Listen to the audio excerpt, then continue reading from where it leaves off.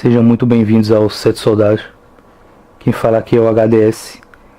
E nesse vídeo eu vou fazer a continuação do primeiro vídeo que eu fiz falando sobre a política de diversidade da Marvel. No primeiro vídeo eu comentei sobre a opinião do Vidal sobre o que está sendo feito na Marvel e a personagem Riri Williams, que é a nova personagem que vai substituir o Homem de Ferro. Nesse segundo vídeo eu vou comentar sobre a opinião do Fernando do Central HQs.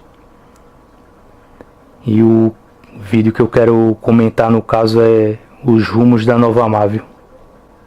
Fernando começa falando da divisão previsível entre os leitores que concordam e não concordam com o que a Marvel está fazendo. E ele diz que o que ele vai oferecer no vídeo é somente a opinião dele, que não existe certo ou errado nessa questão. Mas já de entrada você pode perceber que o Fernando está se esquivando de opinar de uma forma mais clara, dizendo isso, porque se você parar para pensar um pouco, não faz sentido você dizer que não existe certo ou errado quando você entra num debate, numa questão, se você se dispôs a discutir aquilo ali. Se você está tentando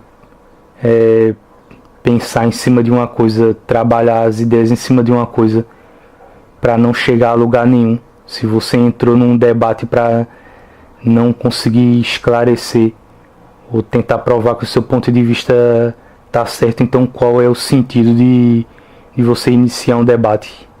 Ele segue falando sobre esse retorno agora da DC, saindo dos 952, e fala que o pessoal tem gostado bastante do que a DC está fazendo, trazendo os personagens de volta, que o resultado dos 952 não foram tão bons assim como muita gente previa que não seria, e fala da reação positiva que a editora vem tendo, aumentando as vendas dela em relação a Marvel.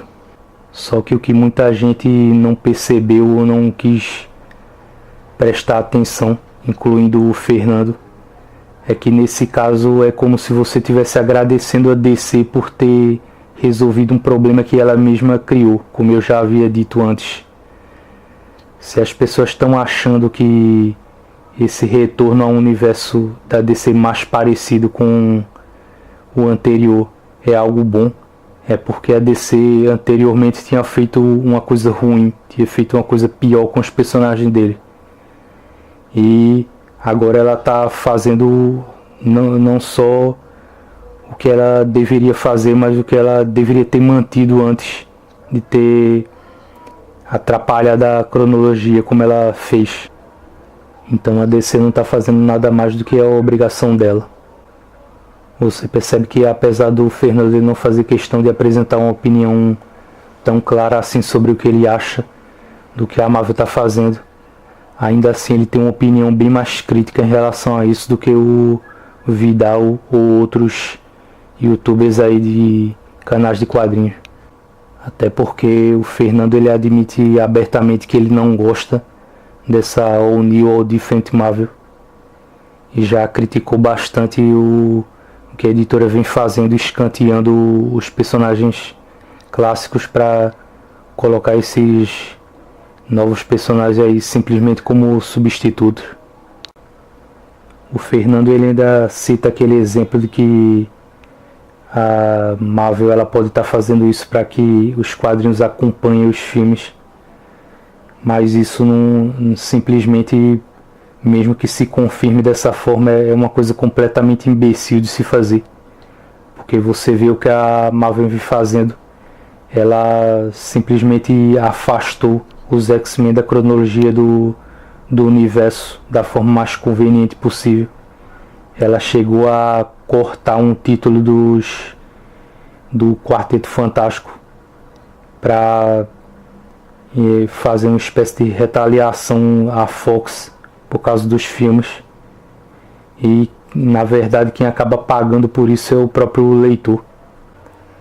O melhor exemplo de que você não deve levar em consideração é se argumento de que os filmes estão determinando o que acontece nos quadrinhos. E mesmo que isso aconteça, está acontecendo porque a Marvel está fazendo um planejamento ruim. As histórias em quadrinhos deveriam ser tratadas independentes dos filmes. É o que acontece com personagens como o próprio Homem de Ferro, por exemplo.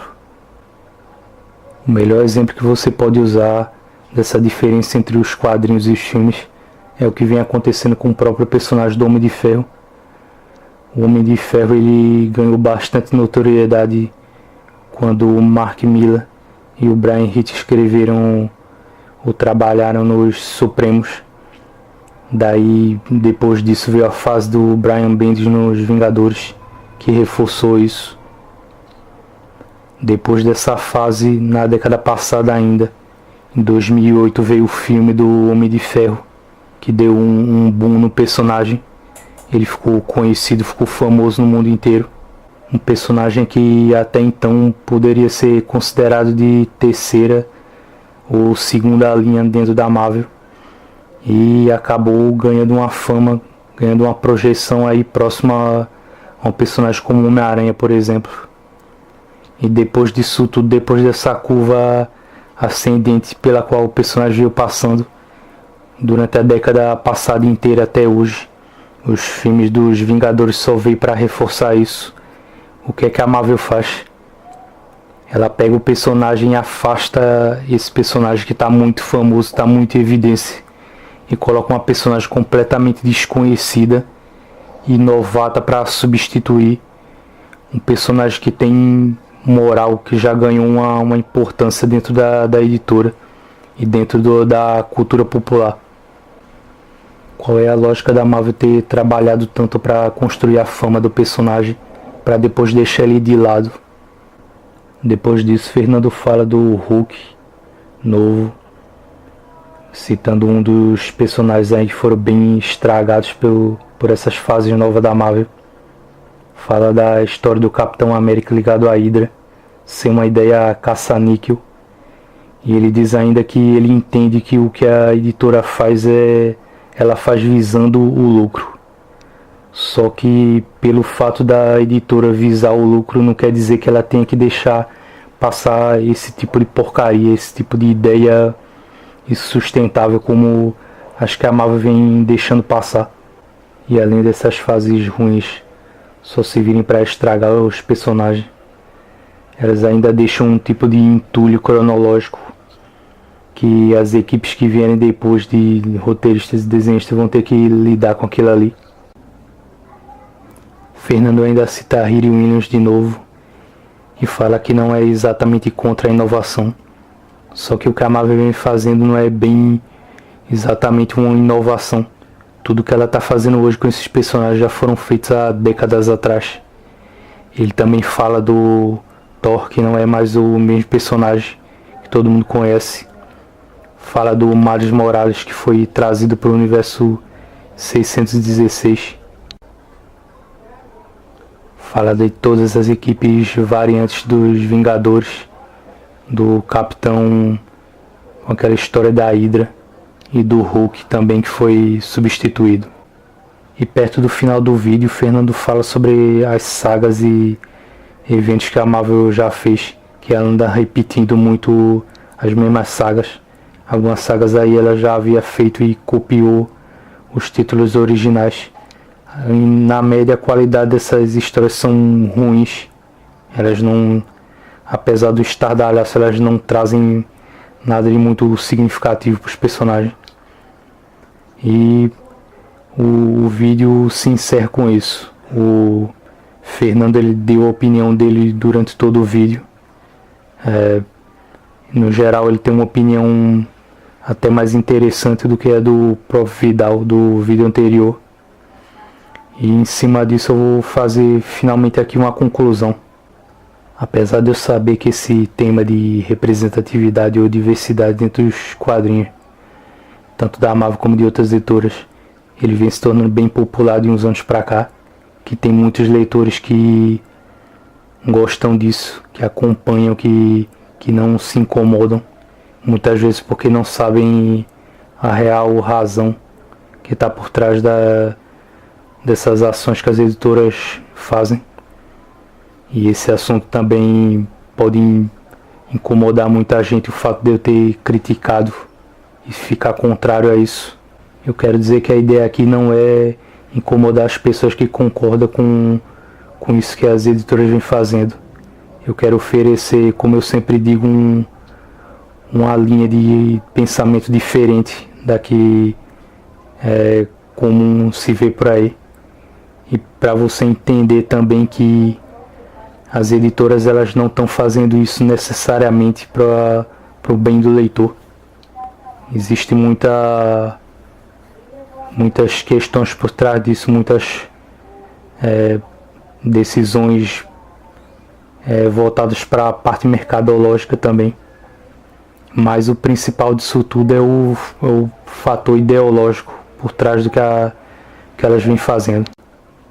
Eu acredito que, independente da época em que você compre quadrinhos, o mais importante é você entender que as editoras elas devem priorizar sempre a qualidade das histórias.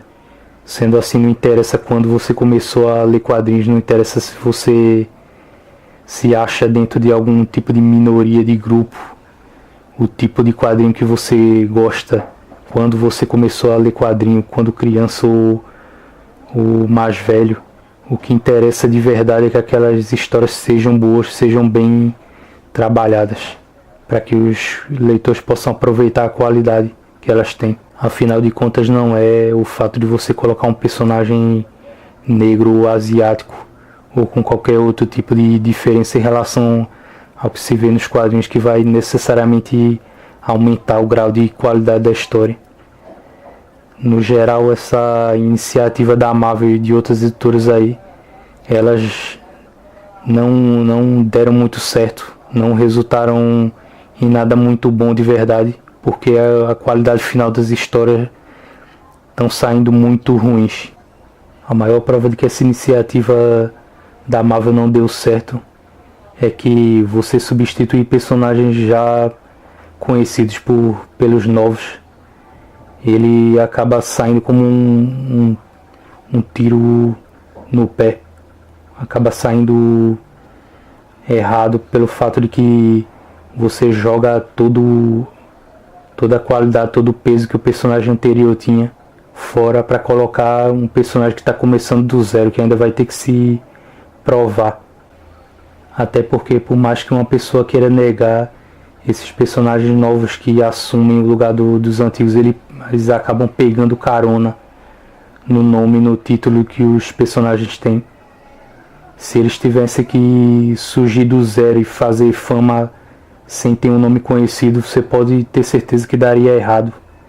É só você ver o caso do Miles Morales, do novo Homem-Aranha.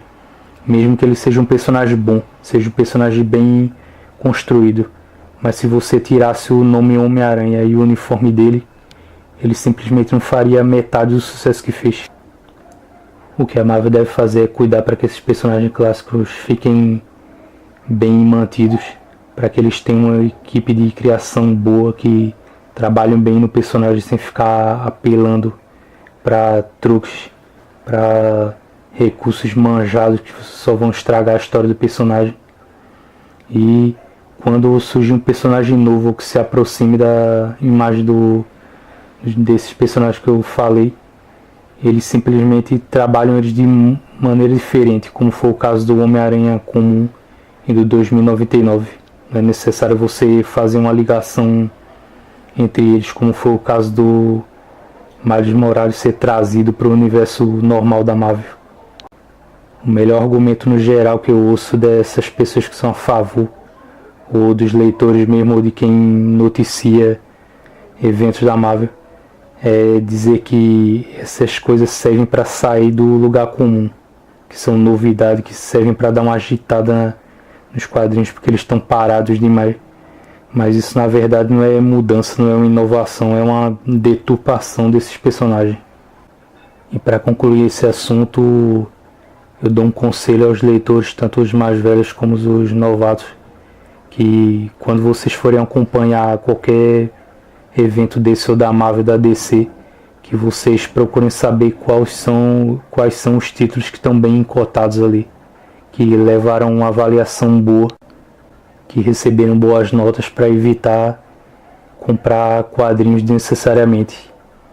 Todo mundo sabe que a fase inteira, a saga inteira não vai apresentar histórias boas, nem sequer na média. Então você pode escolher ali seletivamente só o que é bom de verdade, só o que está sendo muito bem elogiado. Eu acredito que com esses 2 vídeos aqui eu deixei bem claro minha opinião em relação a isso. Eu estou tentando aqui fazer uma conclusão em cima desse assunto para que isso não fique pendente. Geralmente quem discute esse assunto costuma não opinar, não se envolver muito para não incomodar, não acabar perdendo inscritos em canais. Mas eu tenho uma opinião bem segura em relação a isso. Bem, por esse vídeo eu concluo a minha opinião. Eu agradeço a quem viu os meus 2 vídeos e até o próximo.